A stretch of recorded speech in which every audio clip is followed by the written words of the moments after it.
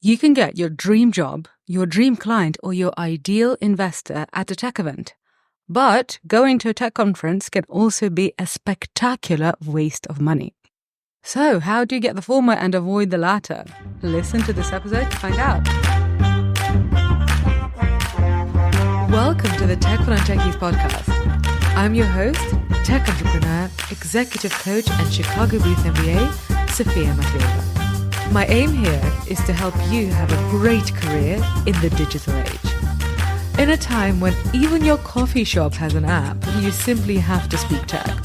On this podcast, I share core technology concepts, help you relate them to business outcomes, and most importantly, share practical advice on what you can do to become a digital leader today.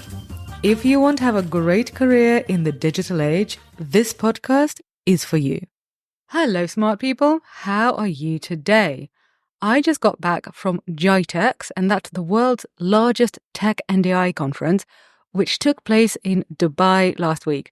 And it had 172,000 visitors. Seriously, it was crowded, it was massive, and it was overwhelming. And when a conference is like that, it's really easy to kind of just get lost and get overwhelmed and not find it useful. And the Web Summit is also like that as well. But nevertheless, I got lots of value from GITEX, and that's why I wanted to make this episode for you.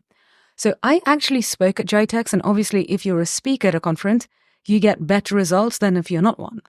But the way you get the speaking opportunity in the first place is by building your expertise and your network, which is exactly what you do by going to the tech conference in the first place.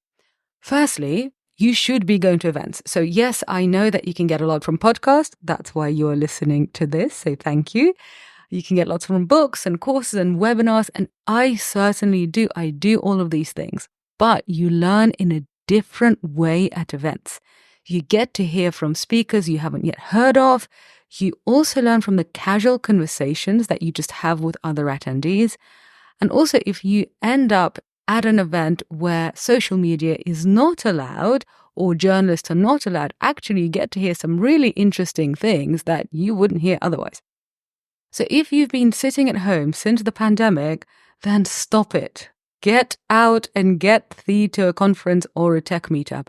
And yes, even if you are an introvert, because, we have to work, we have to do hard things, we can do hard things. But the thing is, conferences can be really expensive, and that's the case even if you get a free pass, because you need to book travel and you need to book accommodation, and you usually end up eating out a lot.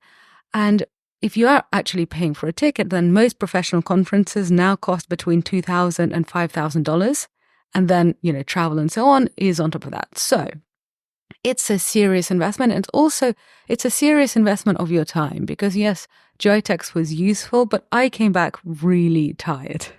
So it's an investment on all fronts. So if you're going to make this investment, you have to get your ROI strategy right. And that's what I'm going to help you with in today's episode. But before we continue, are you a subscriber to Tech for Non-Techies? If you are, then thank you very much. I appreciate you. I would love a rating and a review. And if you're not, then Tech for Non-Techies is the place for you to learn how to succeed in the digital age as a non-technical person. So as a business leader, as a lawyer, as a non-technical founder, as an investor, this is for you. Here you can learn how to tell real innovation from tech hype, hear from people who are succeeding in the digital world as non-technical people, and demystify weird and annoying tech jargon. So never be intimidated by a tech bro again. So if this sounds good to you, then hit that subscribe button. And now, here is my first rule of conference ROI. Make a list of 3 things you want to get from this particular conference that you're going to. And I'd say don't go overboard, don't write 10, but also don't just have 1. So 3 I found is a good aim. And here are 3 aims that I like, but obviously choose your own. An important aim is learning. In our modern world, in the digital age, you have to be a lifelong learner because things change all the time. So learning is a good aim. That's what you hear. So I believe you're probably going to keep that one. The number 2, meeting people relevant to your big career goal. So maybe it's people who will give you your dream job. Maybe you want to transition into a career in tech, or maybe you're looking for investors, or maybe you're looking for clients. So know what your career or business target is, and then be specific about the people that you want to meet. Because at a conference, there are all sorts of people, and you can just kind of end up wasting your time and having nice meandering conversations that absolutely go nowhere. So know what your target is, whom you want to meet, and also think about what you want them to know about you. So this is not about pitching, it's just about a clever way to introduce yourself. And another aim that I always have is content. Creating a post about the conference for your LinkedIn is a super good way for you to look like a thought leader in your field. And honestly, between us, it's actually not that much work, because literally what you need to do is get your phone, take some photos of the event, and then write 3 bullet points about what you heard being discussed. So you don't even have to really think that much. You're literally just writing down 3 things that you heard other thought leaders say. And this is super easy to do, and it makes you look super knowledgeable about your industry. Honestly, it works. Now, let's get to conference ROI commandment number 2, and that's preparation. To prep for the conference, you should ideally research who's going and then contact them in advance. But honestly, I rarely actually do that because I rarely have the time for that level of preparation. So what do I do instead? I tell people that I am going, and then I see who responds. And this is the super lazy way of doing it. And the lazy way works. So yes, doing all this preliminary research, getting on the conference app, doing all of that, you can do that. But if you don't have the time, then literally tell people that you're going and see who responds, and it works. So for example, for GITEX, I literally put up a post on LinkedIn that I'm going. And yes, I now have a following on LinkedIn, so this helps. And if you don't yet, then you should be working on it, because LinkedIn is where opportunities find you. If you don't yet have that LinkedIn following, then literally just tell your network, tell your friends, and tell your colleagues that you're going, and then ask them if they know anybody who's also going to this particular event. And that's how you build a professional network. And don't think that you need to have like 30 meetings in your calendar scheduled. You need to leave lots of time for serendipity.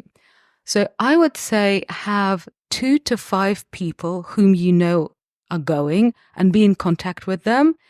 So basically you have somebody to meet up with when you're there, and that kind of makes it less awkward and less scary.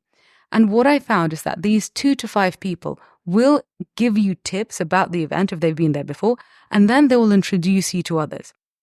And so just those 2 to 5 people in advance can actually really help you get proper ROI from this conference without writing weird cold emails to people via the conference app.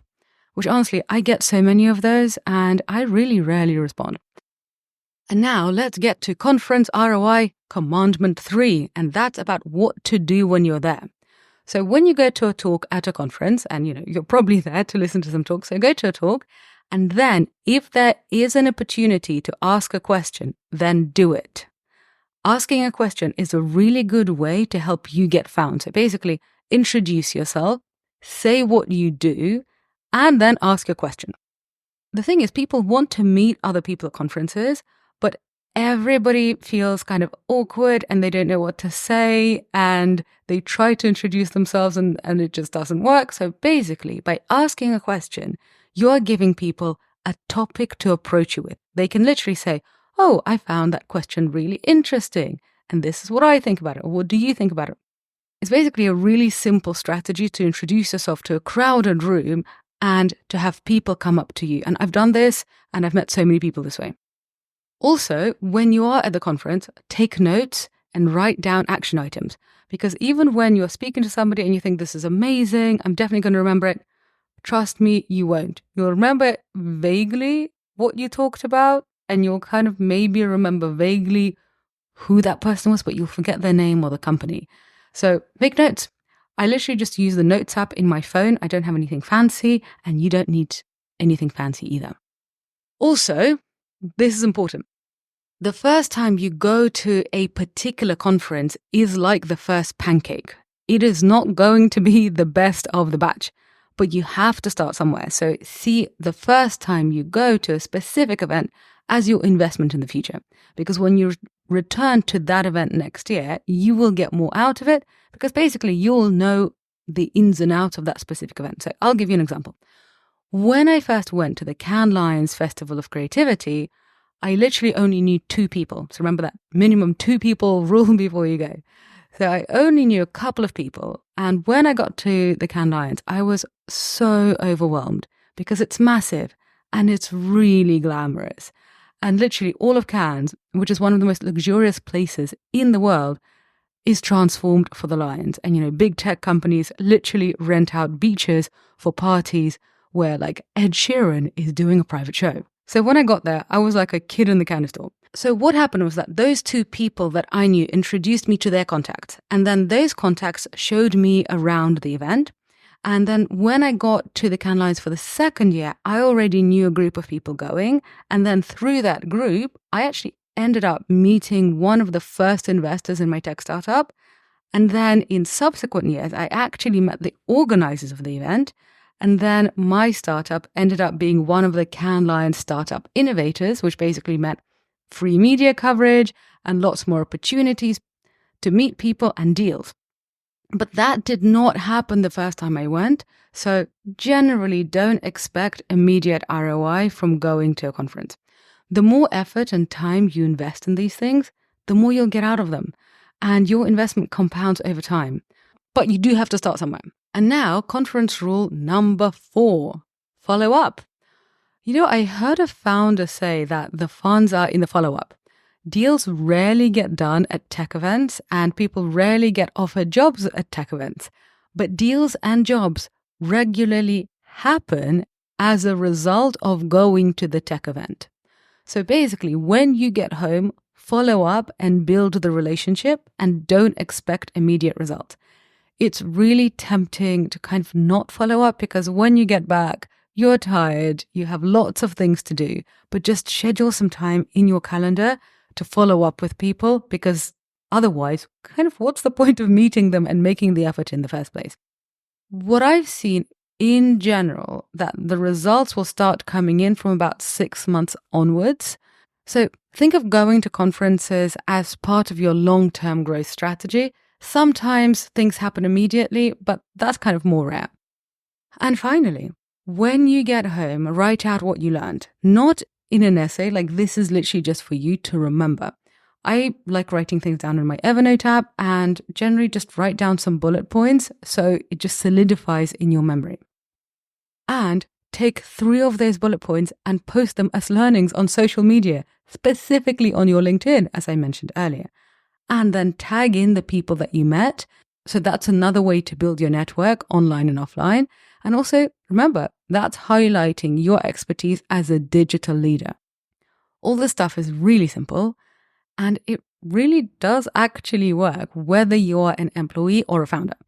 So I've given you this framework, and now let's make it real. Let's actually make sure that you use it.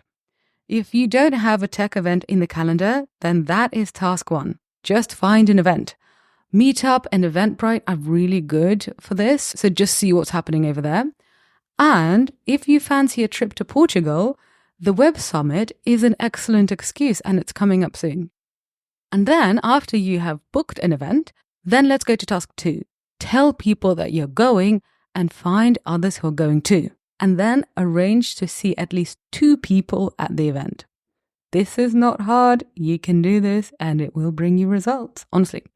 And then basically go, learn, ask questions, and get involved. And remember, when you share what you've learned on LinkedIn, tag me in, and then I will share your post to highlight your learnings even further. And this is how we grow together. So my dear smart person, if you found this episode useful, then please leave the show a 5-star rating and a review. Honestly, your reviews really do help other smart people like you discover my work and to benefit from it. And also, they just really light me up. So thank you very much in advance. And now, have a wonderful day, and I shall be back in your delightful smart ears next week. Ciao!